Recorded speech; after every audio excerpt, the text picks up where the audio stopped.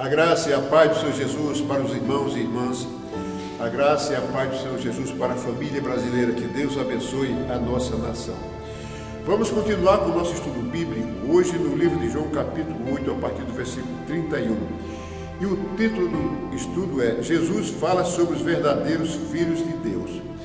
Veja que Jesus fala sobre os verdadeiros filhos de Deus.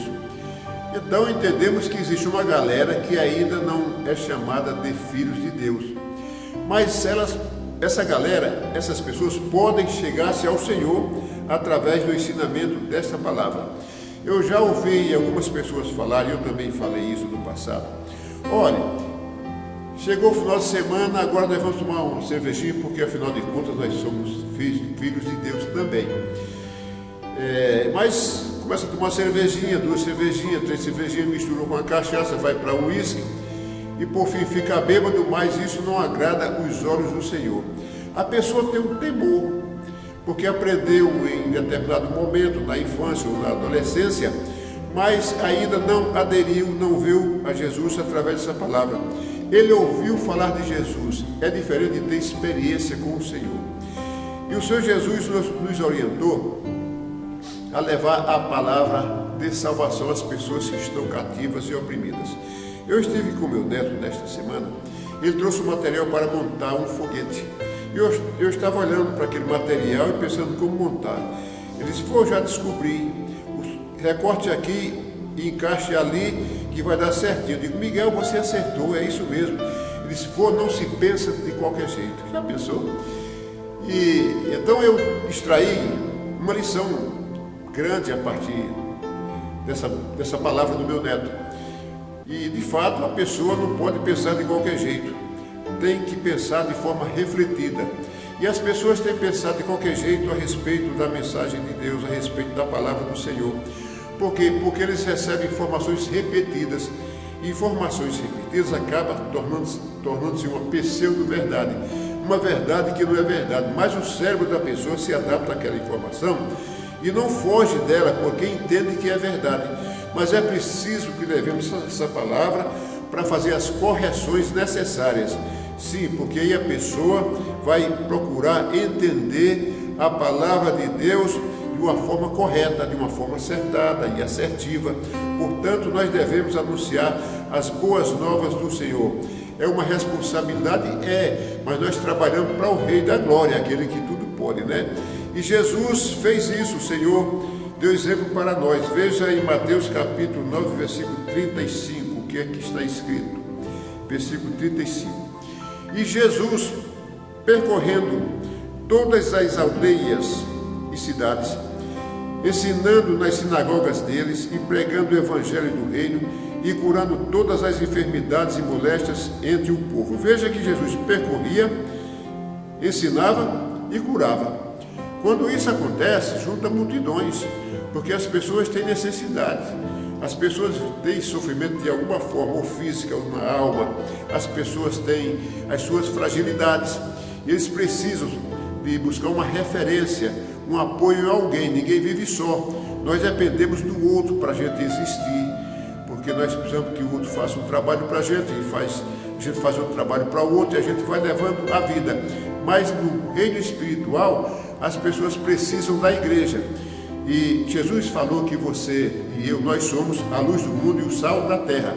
Aonde você anda, você é luz. Portanto, as pessoas te veem como luz. As pessoas te veem como pessoas diferenciadas, pessoas que têm temor e intimidade com Deus. Portanto, nós devemos vigiar, estar atentos, porque as pessoas estão olhando para nós. Então, nós devemos anunciar, como Jesus anunciou.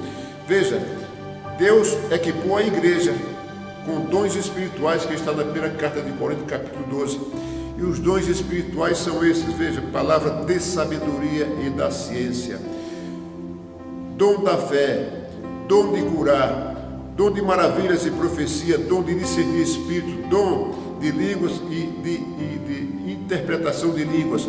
Portanto, a igreja está equipada, deve estar equipada para poder anunciar as boas novas de salvação àqueles que estão cativos, estão distantes do Senhor, porque são pessoas amadas de Deus. Portanto, nós devemos, sim, levar a palavra de salvação àquelas pessoas. E continuando, Jesus, vendo a multidão lá dos judeus, teve grande compaixão deles, porque andavam desgarrados e errantes, como ovelhas que não têm pastor.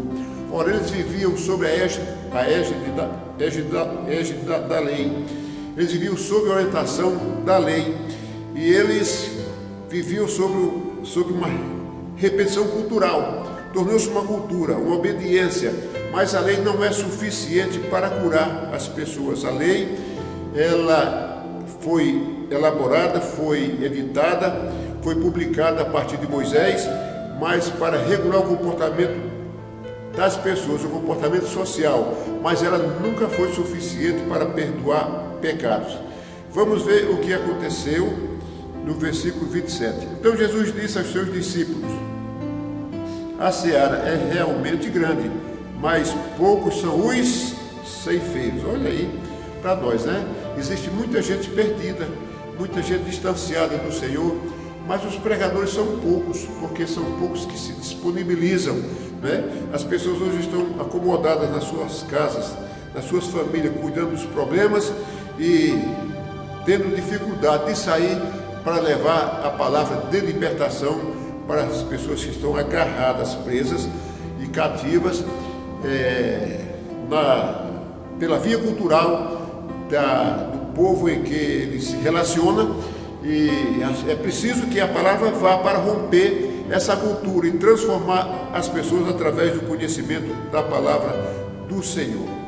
Então, Jesus foi muito zeloso e nos deu um exemplo fundamental e importante para que nós possamos sair, pregar a palavra de Deus e também orar para que haja cura e libertação das pessoas. Que não haja cura física, mas que haja cura da alma, ou cura da alma e também cura física. Então, é o papel da igreja desenvolver esse trabalho. No capítulo 8 de João, versículo 31, conforme eu falei no início, Jesus dizia, pois, aos judeus que criam nele, ou seja, Jesus falava aos judeus que acreditavam nele: se vós permanecerdes na minha palavra, verdadeiramente serei meus discípulos. Veja a exigência de Jesus. Para nós sermos discípulos do Senhor, para anunciarmos a palavra de salvação às pessoas que estão cativas, é necessário permanecermos na palavra do Senhor, porque senão nós perdemos a autoridade de anunciação da palavra de Deus. E as pessoas notam quando a pessoa tem autoridade ou não tem, porque a palavra de Deus convence através do Espírito Santo a pessoa que está distante do Senhor. E Jesus disse: e conhecereis a verdade, e a verdade vos libertará. Somente Jesus pode libertar as pessoas que estão cativas. Somente Ele pode e tem autoridade de perdoar pecados. Olha o que os judeus responderam. Somos descendentes de Abraão e nunca servimos a ninguém. Como dizeis tu, sereis livres? Veja que os judeus não estavam entendendo nada, porque eles se apoiavam em Abraão. Eles eram descendência de Abraão e achavam que Deus ia manter a sua palavra, a sua promessa, extensivamente a eles, a partir de Abraão. Eles estavam enganados, mas estavam ali, não é? Dizendo que era filho de Abraão, mas estavam cometendo pecados. Por quê? Porque a lei que regia aquela sociedade judaica não tinha autoridade para perdoar pecados. Nós podemos ver em Romanos capítulo 8, versículo 2 e 3. Versículo 2: porque a lei do Espírito de vida em Cristo Jesus me livrou da lei do pecado e da morte.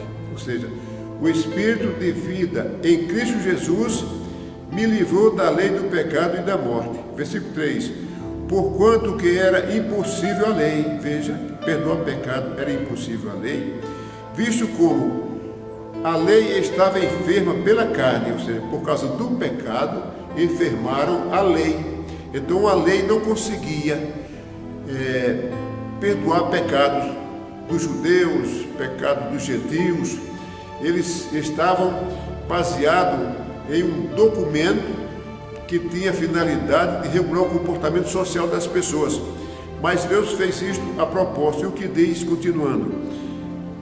Deus, enviando o seu Filho em semelhança da carne do pecado, pelo pecado, condenou o pecado na carne. Veja, vou repetir.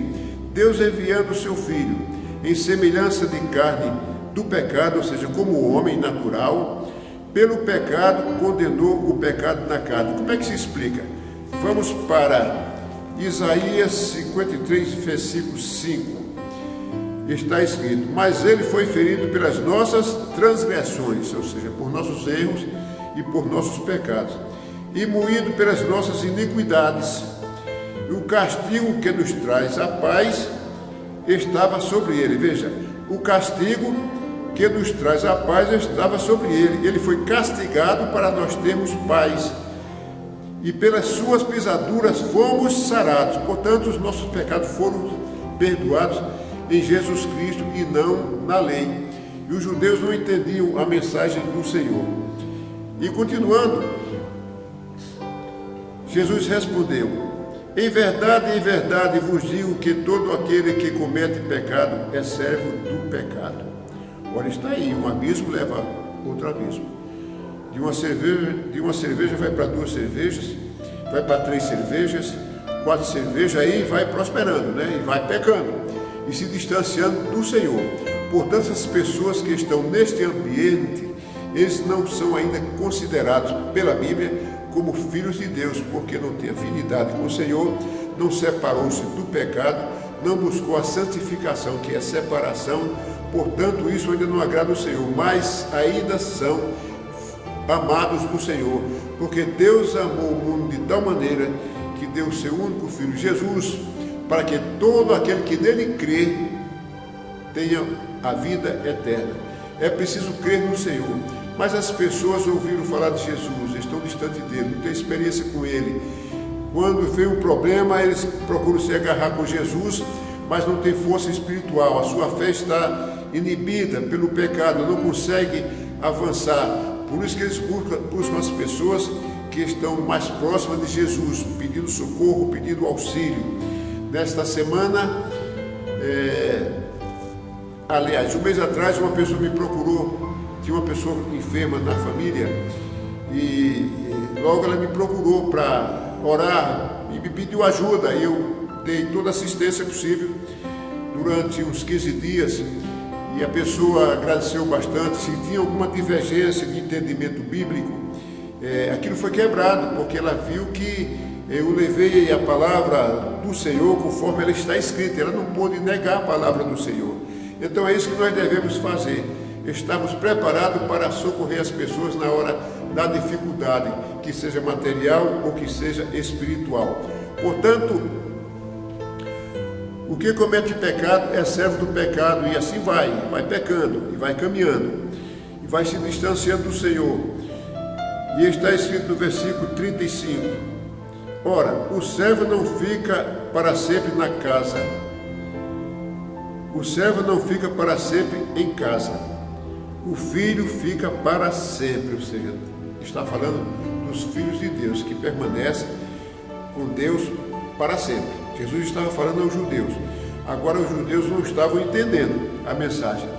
E versículo 36, se pois o filho vos libertar, verdadeiramente sereis livres. Ora, os judeus não tinham notícia de Jesus.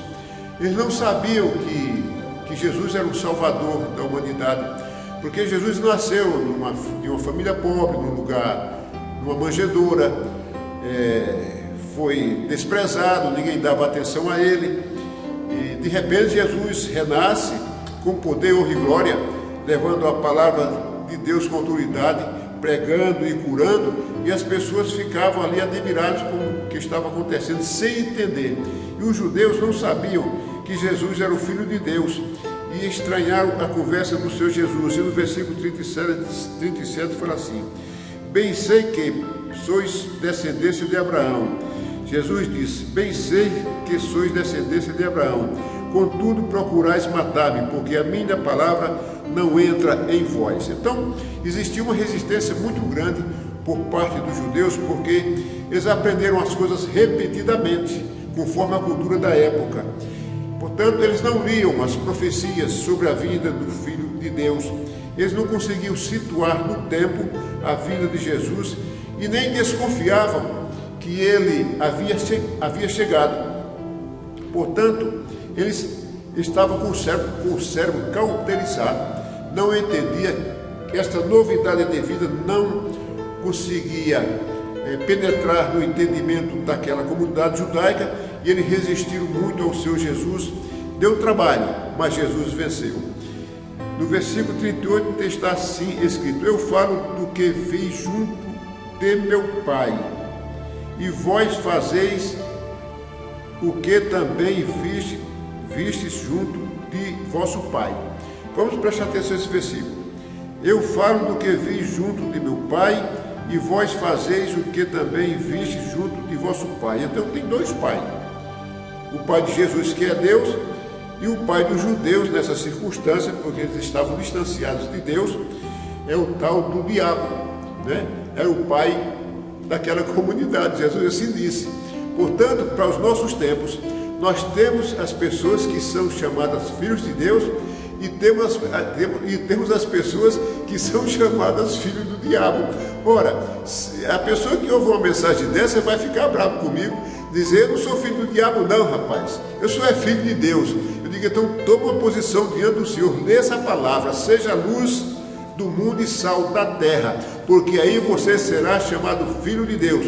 Mas enquanto não tomar uma posição diante do Senhor, ainda será chamado filho do diabo.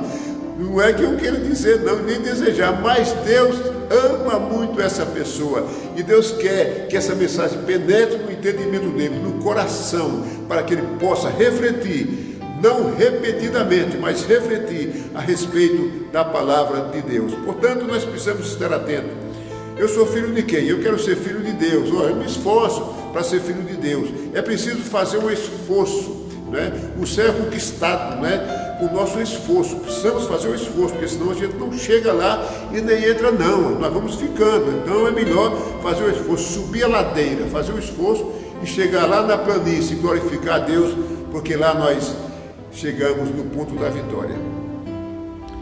E responderam e disseram, os judeus responderam a Jesus e disseram: nosso pai é Abraão. Jesus disse: se fosseis filho de Abraão, faríeis as obras de Abraão. Olha, Abraão não ia perseguir Jesus. Abraão não ia falar em matar Jesus. Vocês não são filhos de Abraão não, rapaz. Vocês são os perseguidores.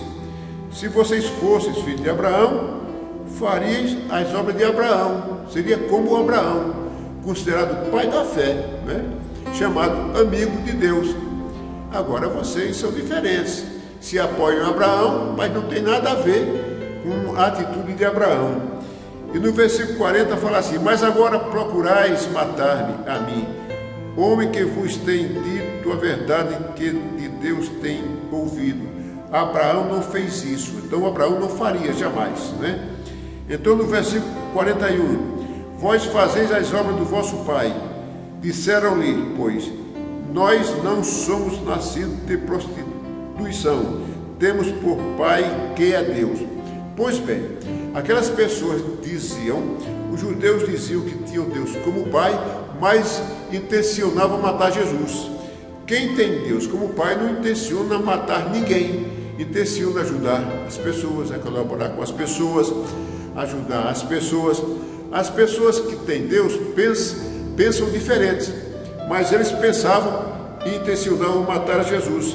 E eles diziam: eu sou filho de Deus. Então, na nossa sociedade, tem muita gente que fala assim: eu sou filho de Deus, quando não é ainda filho de Deus. É preciso migrar para o ambiente celestial, para a presença de Deus, para que seu nome seja anotado no livro da vida, para quando Deus abrir o livrão, está lá o seu nome registrado. Aí você herdará uma cidade de ouro mesmo, uma praça de ouro para você sentar-se lá, não é? Ora, que coisa linda ali, é na presença de Deus. E o versículo 42 fala assim: disse, pois, Jesus: se Deus fosse o vosso Pai, certamente me amaríeis, pois que porque eu saí e vim de Deus, não vim de mim mesmo, mas ele me enviou. E quem disse que os judeus iam entender isso? Mas foi necessário Jesus dizer, para que rompesse os paradigmas do entendimento repetitivo dos judeus. E Jesus falou, a palavra não volta vazia, certamente eles pensaram depois. E o versículo 43 fala assim, porque não entendeis a minha linguagem. Por que não entendeis a minha linguagem? Jesus perguntou. Por não poderdes ouvir a minha palavra. E no versículo 44 fala assim, vós tendes por pai ao diabo. Olha aí. Então aquilo que eu disse antes não é responsabilidade minha. Essa palavra veio dos lábios de Jesus. Vós tendes por pai o diabo e quereis satisfazer os desejos do vosso pai, que é o diabo, ou seja, matar. Então esse desejo de viver no mundão, de beber, confusão, briga, falar do outro, toda essa confusão terrena que há aí, são desejos do adversário de Deus, o diabo mesmo. Então é preciso a gente dizer, rapaz, preste atenção, vamos migrar para cá, porque aqui nesse ambiente você será chamado filho de Deus. E quando você estiver lá, infelizmente você não tem comunicação com Deus, nem comunhão com Ele, você tem por pai outra figura. E a gente diz o diabo, ele vai ficar bravo, né? Mas nós temos que falar para ele entender. Pois bem, o diabo foi homicida desde o princípio, não se firmou na verdade, porque não há verdade nele. Quando ele profere mentira, fala do que ele é próprio, porque é mentiroso e pai da mentira. Portanto, a mentira está divulgada na sociedade. As pessoas mentem aleatoriamente. E tem pessoas que mentem já por costume, mentem com a maior facilidade, né? E as pessoas mentem mesmo para disfarçar uma situação. Então, quem é o pai da mentira? O adversário. Então, quem mente está associado ao adversário, chamado diabo. Então, é bom dizer para as pessoas, rapaz, foge dessa, foge porque Deus te ama. Jesus te ama, Ele quer você com Ele, para que tenha a vida eterna e uma vida de gozo, paz e luz. E o versículo 47 está assim, quem é de Deus, escuta as palavras de Deus. Olha aí. Quem é de Deus, ouve essa mensagem. Quem é de Deus, procura refletir essa mensagem. Pensar nessa mensagem. Dar valor a essa mensagem. Saber que esta é a palavra de Deus para as pessoas que estão distanciadas do Senhor. Por isso, vós não as escutais, porque não sois de Deus. Então, quem não é de Deus é do outro lado, é do adversário. Então, quando você leva a mensagem do Senhor a uma pessoa que não dá atenção, e às vezes escuta por educação, mas não muda de assunto, você já sabe que a coisa ali não está boa. Então, é preciso orar para Deus abrir os caminhos, para Deus libertar o entendimento daquela pessoa, para que ele possa receber essa palavra, para que torne-se filhos de Deus, para que seja chamado filho de Deus. Portanto, é um privilégio ser filho do Senhor. E a igreja deve ter esse cuidado, esse zelo, porque triste é uma pessoa morrer como escravo do pecado, como escravo dessa cultura pecaminosa, porque sabemos que o futuro dela é um futuro de sofrimento, e ninguém deseja isso para ninguém. E aquela pessoa que morreu assim em pecado foi criança, foi inocente, foi pré-adolescente, foi adolescente, foi jovem e cresceu mais relacionado com o pecado, de um abismo, a história do abismo que leva a outro abismo. Ele foi crescendo, não na fé, mas no pecado, e aí distanciou-se do Senhor e foi infelizmente chamado filho do diabo, porque não era chamado filho de Deus. Existem dois caminhos, né? E o caminho de Deus, a Bíblia diz que é um caminho estreito, um caminho que precisa fazer esforço para passar dele. É preciso conquistar com esforço, com determinação, com resiliência, sem declinar e sem desistir do caminho, que é esta palavra de Deus. Jesus falou, eu sou o caminho, eu sou a verdade e eu sou a vida. Ninguém vai ao Pai senão por mim. E muita gente, mas multidão, está buscando outras faces para poder apoiar-se espiritualmente.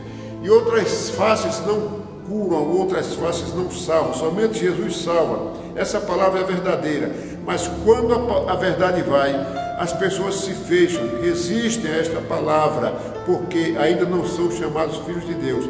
Mas Deus tem libertado muita gente, e vai libertar muitas pessoas, e vai trazê-las para o ambiente do Senhor, para que eles possam ter o seu nome escrito no livro da vida, e para que possam ser chamados filhos de Deus. Fiquem com Deus.